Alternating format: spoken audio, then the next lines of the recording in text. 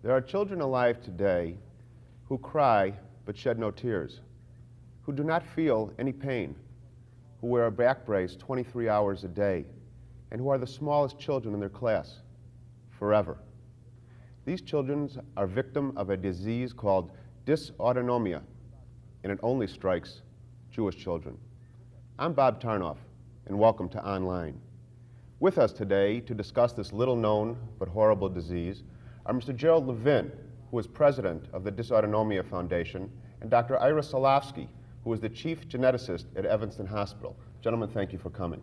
You're welcome. Thank you. Dr. Solovsky, I mentioned a few symptoms of this disease. What actually is dysautonomia? Dysautonomia is an inherited disease of the Jewish children. The mechanisms and the problems involved we really have no understanding of, but it has a major impact on the lives of these children. It affects the autonomic nervous system and therefore has a variety of effects. It prevents them from growing, it interferes with their ability to handle secretions, they can't swallow well, they have reflux, so they get chronic lung infections, they have failure to have tears, and so their eyes can have damage. They have difficulty with their orthopedic problems and such. They have scoliosis and curvature of the spine. They have a whole variety of problems, all relating to the failure of the autonomic nervous system to work properly. Why Jewish children? This gene has probably been in these families for generation upon generation. It's a recessive condition, and so for a child to have the disease, a child has to have both copies of the gene to be abnormal. In a single copy, if only one of the two genes is abnormal, there are no symptoms. And so parents can carry, and families can have this gene present for generations. It's only when two carriers marry each other and then produce a child who gets two abnormal copies do they have a problem. Every group has such genetic disease. Jews are not different than other groups. All groups have diseases that are peculiar to their group. Mr. Levin, I consider myself fairly well read. I have heard of Tay-Sachs disease. Why haven't I heard of dysautonomia? Well, frankly, one of the reasons why you haven't heard of dysautonomia is because we don't have a screening test. If we felt that we could tell families and tell the community that we had something that we could go by and say, now watch out for this or get this test and then you know that you're a carrier, then they would all know about it. But presently, we are without a screening test and we have no way of knowing who is a carrier and who is not. Presently, within the last 6 months, Dr. Felicia Axelrod, our expert in dysautonomia in New York, made a statement that within the next 5 years, because of the scientific research that is being done clear across the country on dysautonomia, we expect to have a screening test followed by finding the missing enzyme that would probably help those who presently have dysautonomia to live a better quality of life. I understand you are a volunteer president of the organization, yet it takes up 7 days a week of your time. Is that correct? That's right. What does the foundation do? Well, initially the foundation tries to make the community aware of this disorder. Without awareness, there's really no protection. Very often, many of those that are afflicted didn't know that they had dysautonomia a few years down the line. If they knew in advance that they had it, they could have been given early treatment and their quality of life would have been much better, and perhaps as they grew, they would have been able to withstand the effects much better. Dr. Solovsky, do you have currently patients that you are treating for this disease? I have 4 patients with the disease, and they range in severity from one child who is moderately affected to some that are very severely affected. The disease has a major impact on families, and I think you'll see later in the later segments of the show what that really means to a family to have a child with dysautonomia. When I say treat a child with dysautonomia, what type of treatment is available? The treatment is really supportive. As Jerry indicated, we don't know the mechanism of the disease, and so all we can do is address the various problems and try to minimize the impact of those problems. We can correct the scoliosis with surgery or bracing. We can help the children with their swallowing difficulties. Some of these children end up with a tube in their stomach and are fed that way. We can protect their eyes. We can do a variety of different things, but none none of the therapy is addressed at the root cause or the basic cause of the disease. Does it affect the child's intelligence? These children are usually very bright.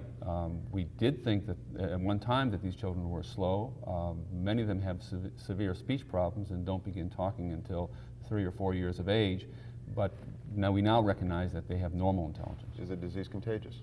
No, it's an inherited disease, and so you have to be born with these abnormal genes in order to have the disease. What are the recent strides that have been made, if any, with dysautonomia? I think the supportive therapy has progressed greatly. We now can take these children who basically died when they were 3 or 4 years of age and give them a normal life, or we think a normal lifespan. Recently, one patient has had a child with a patient with dysautonomia, in fact, had a normal child. So that the supportive therapy has allowed these children to lead productive, meaningful lives. We're running out of time in this segment, but if a parent suspects that their child has symptoms of this disease, what should they do? They should contact, first of all, if the child does not have tears, they should become aware that that's possibly one of the symptoms. They should contact their pediatrician and tell them of what they know about the child, and perhaps a pediatrician in turn will get in touch with someone like Dr. Silavsky, who will follow up with our New York University clinic through Dr. Axelrod. Okay, thank you. Gentlemen, I want to thank you very much for being with us today. We are going into a tape that was produced by Channel 5 on this disease, and then later on we will have a child who has the disease with her mother. Thank you very much for being with us. Thank you for having us.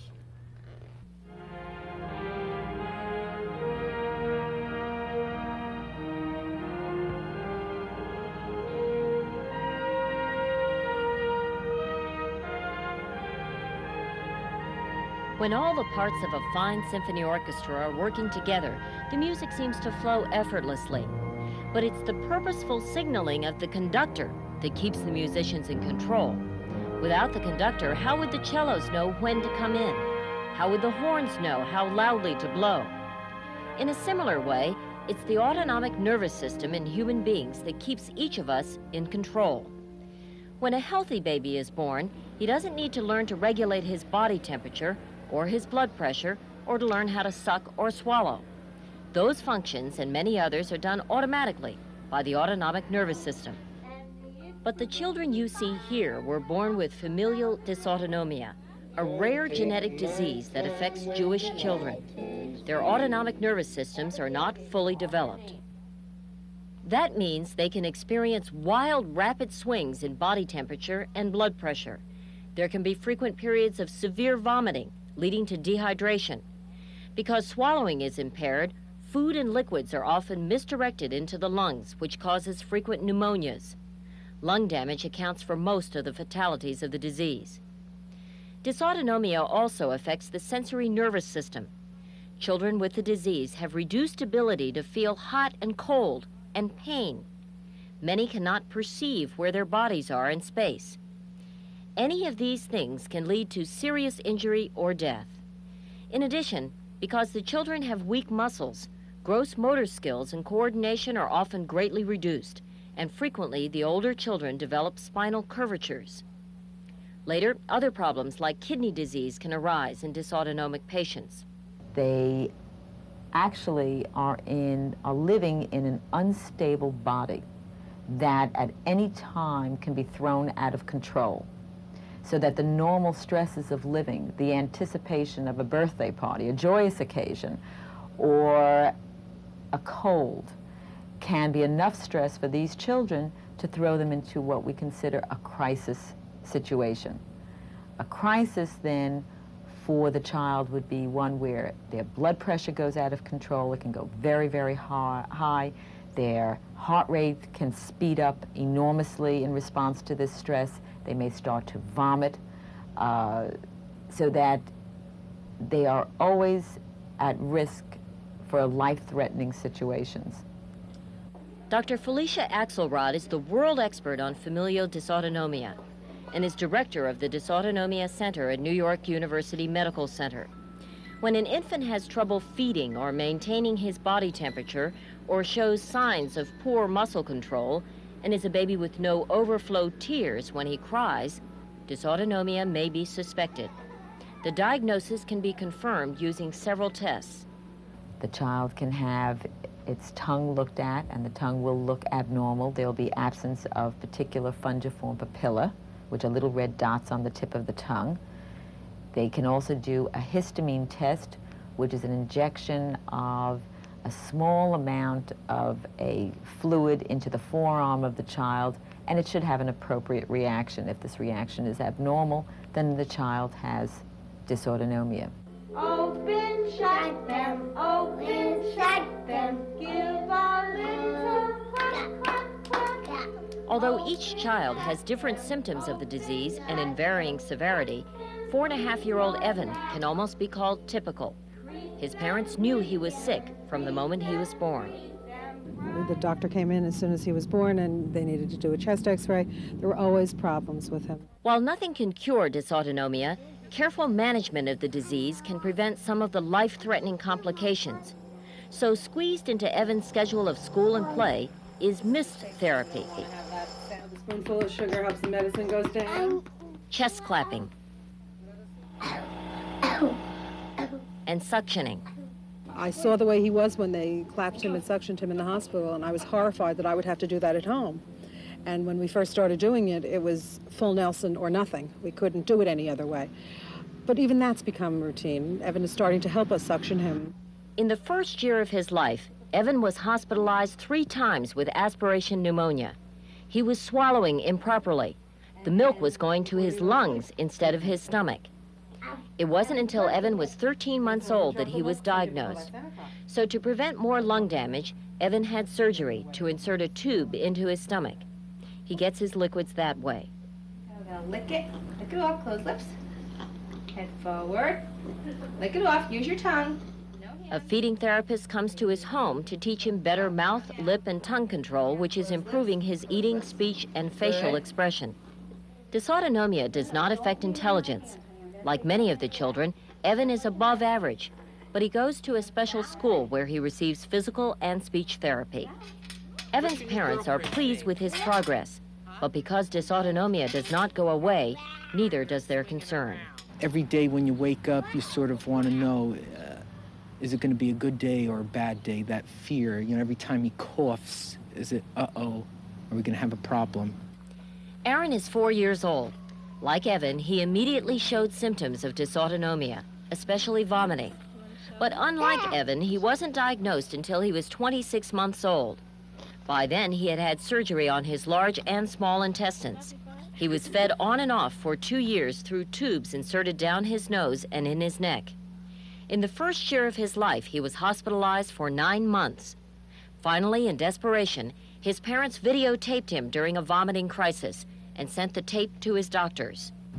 We just had the feeling that they didn't understand that it was really that bad, or they thought maybe I was just an hysterical mother, and so I filmed him and I put a note on the videotape, please get us to the right specialist, and please watch this film in its entirety, I remember saying, because it is hard to watch a child being so uncomfortable.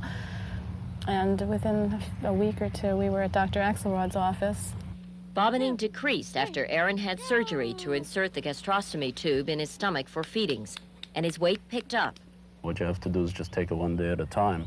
And I think if you take it one day at a time and really look at the small steps as big advances for him, I think that, that's the way to get by.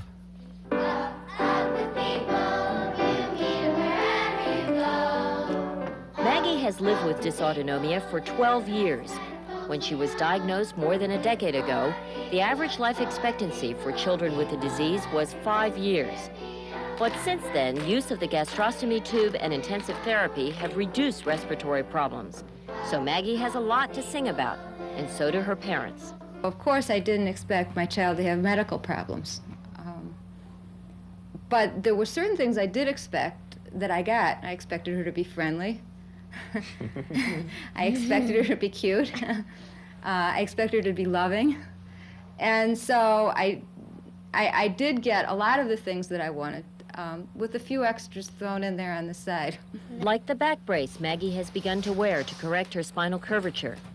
Maggie's old enough to help care for herself, but still, dysautonomia is a disease that involves the whole family. So you put on the back brace, you take off the back brace, you put on the eye drops. Every day, there are certain expectations that have to be done, or we know that we compromise her health. But the hard work is paying off. Maggie has learned to ride a bike and to play baseball, skills that even for normal children require a great deal of coordination and perseverance. But what she and her family consider among their biggest successes is the social acceptance Maggie has slowly achieved. With my friends, they don't care. They treat me one of the other kids. Kathy is a success story. She's 22, in college, and living on her own. Against all odds, she got to this point without the newer management techniques. It wasn't easy. My blood pressure's unstable. My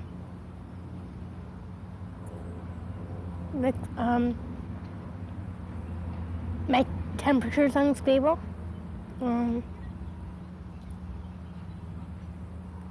I can't feel hot and cold. Or I can, but not as much as most people.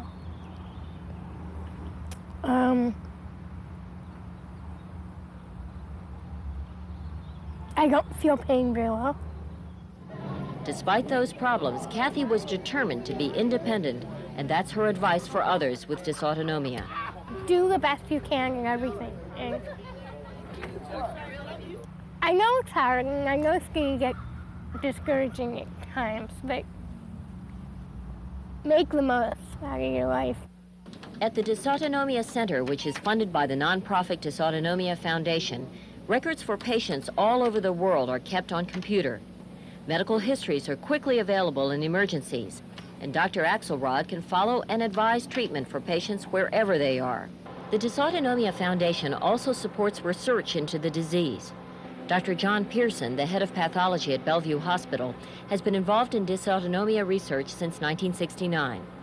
His work and that of others indicates there's a protein missing in people with dysautonomia that prevents proper development of the nervous system. In familial dysautonomia, it is desperately important to find what is the protein deficit and where is the gene abnormality. When Dr. Axelrod became involved with dysautonomia 17 years ago, it was strictly a childhood disease. But dysautonomic children born today have a 50% chance of reaching the age of 30. The quality of life has been improved also, but there are still big strides to make. What I would like to see being accomplished is that we obtain our prenatal diagnosis, our carrier tests, and definitive treatment for the patients. There are thousands of people who would like to see those goals achieved. You've just met a few. We all come from different places, different names and different faces.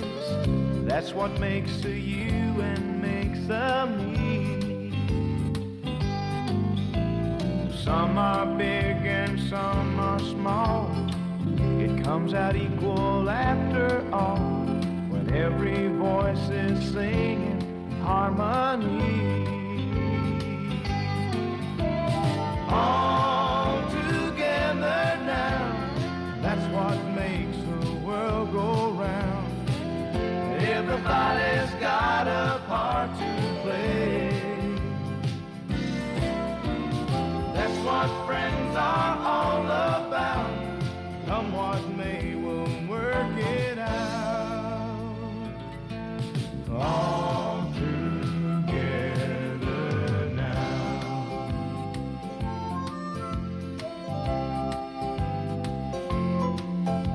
Let's make a wish up on a star. We can be happy with who we are, 'cause each of us is special in some way. Living and learning with each other, just like sisters, just like brothers, making the most of every day. Yeah. All together now, that's what makes the world go round.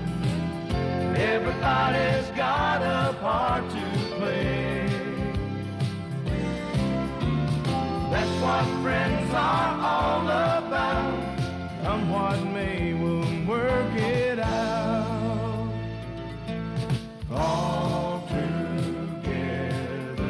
now. All together now. Please let me give credit where credit is due. That tape was produced by NBC Television in New York. Today, we have a privilege of meeting two people who are intricately involved with this disease. First of all, I'd like you to meet Jamie Kay. Jamie was diagnosed 10 years ago with dysautonomia, and her mother, Mrs. Sandra Kay. Thank you for coming to our program today. Thank you. Mrs. Kay, how did you find out that Jamie had this disease? Well, actually, I dragged Jamie around to doctors for about 18 months, and we had about 8 specialists, and nobody came up with anything except a delay. And I was at the neurologist's office one day, and he had said that he had just read an article in the Sentinel written by a parent of a dysautonomic, and that the symptoms seemed to be the same. So I called the parents, and they put me on to Dr. Axelrod. So you actually visited Dr. Axelrod in New York? Yes. And how long ago was that? Let's see, that was about a year after we finally found out that she had dysautonomia. They set up a clinic here at Michael Reese Hospital to do the antihistamine test and to look at her tongue. And then we got to Dr. Axelrod about 6 months after that. Jamie, what grade in school are you? 7th. 7th grade. And where do you go to school? Old Orchard, junior high. Oh, and that's a regular public school? Yeah. And how are you doing in school? Good. That's great. Tell me, what problems do you have with dysautonomia? Well, my blood pressure rises up and down a lot. I get out of breath when I walk. And, like, I have no tears. You know, a lot of other stuff. How about as far as I saw in the tape, as far as feeling hot and cold and pain? I could feel a little. I mean, like, I could tell now. When I was younger, I couldn't. You couldn't tell. That's great. But now you are being able to develop a sense of that? Yeah. Tell me, what activities do you participate in? Well, I just had an operation, so I can't bend because there's a rod in my back. Well, how about before the operation? Did you participate in any activities? Yeah, I bowled. I sometimes play baseball with my friends. I do basketball at school, a lot of stuff. No, wait a second. You played basketball, and you bowled, and you played baseball. Yeah. Did you wear a brace? Yeah, I did. Even while you were participating in these sports? Yeah. You still were able to go ahead and do them? Yeah. Do you know what your bowling score was by any chance? 95 is my highest. It's better than mine, so I think that's super. What type of an impact did the disease have on the family?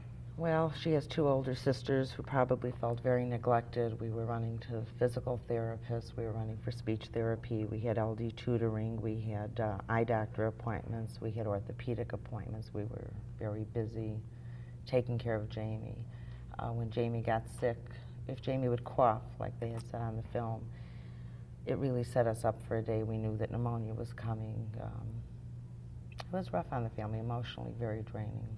Can you tell me what the daily regimen was when Jamie was younger as opposed to now? Okay, well, with Jamie has the disease very mildly. It has affected her. Actually, the worst part of the disease for Jamie was the scoliosis, which she had corrected last year during surgery.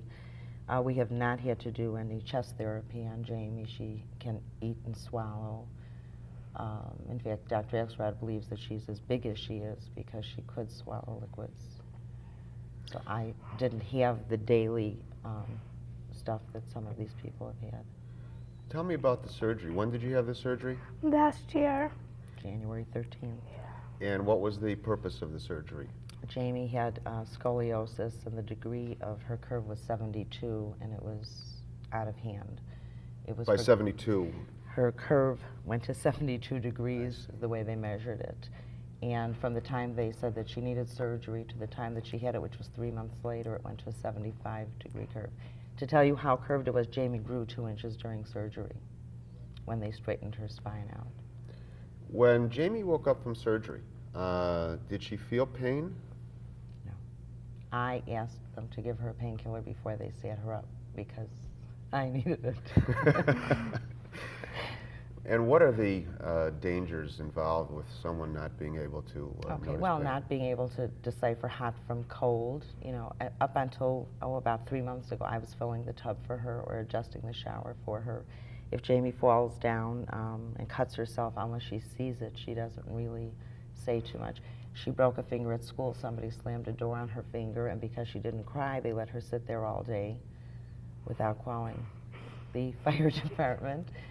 And so that's the danger. I don't let her cut with sharp knives or anything because I don't think she'd even know if she could cut off the tip of her finger. How do you get along with the other people in your school, Jamie? Good. They treat me nice. I mean, I could do almost everything they could. So you just are one of the gang, is that right? That's absolutely super. Tell me, Mrs. Kay, how about as far as Jamie's interaction with her siblings are concerned? Well, we're fortunate. She's the youngest of 3 girls, so there's very little competition, sports-wise or anything else. The type of competition that there is, she can compete with them, with looks and the hair and the makeup, that type of stuff. How about as far as, has there been a financial impact? Oh, yes. It's very expensive. Yeah. The brace was $1,300, and it needed to be changed every 6 to 9 months because, thank goodness, Jamie was growing. Her surgery was extremely expensive. Just all the doctor visits and the visits to New York. I want to go back to your surgery again. I did meet you briefly before the program. What will you be able to do after the surgery heals, Jamie? Well, I'll be able to bowl. I could do like anything. I just have to wait for another year. Then I could like bowl, do anything I want to do. That's fantastic. At this time, I know that you're familiar with the Illinois chapter of the Dysautonomia Foundation, and I would like to give that number to people who are interested in calling up and getting additional information. And that number is area code 312-764-8224. One more time, that's 312-764-8224. Have you had experience with the foundation? Yes, well, my parents do a lot of fundraising. They met Mr. Levin, and they do ceramics that they sell for the Dysautonomic Foundation. Mr. Levin has been a great help in raising money, sending out information that we normally wouldn't have. Have you met other children who have the same disease? Yeah. And where have you met them? Well, mostly at my scoliosis doctor, Dr. DeWald. And do some of the kids have the problem worse than you do? Yes, a lot of them. And so you consider yourself fortunate that yours isn't maybe as bad as theirs is? Yeah. I want to tell you, we are running out of time, and I have a time limit. You've been able to overcome your limitations, Jamie. I can't do anything about this time limit. Thank you so much for being with us today. And thank you for being with us online.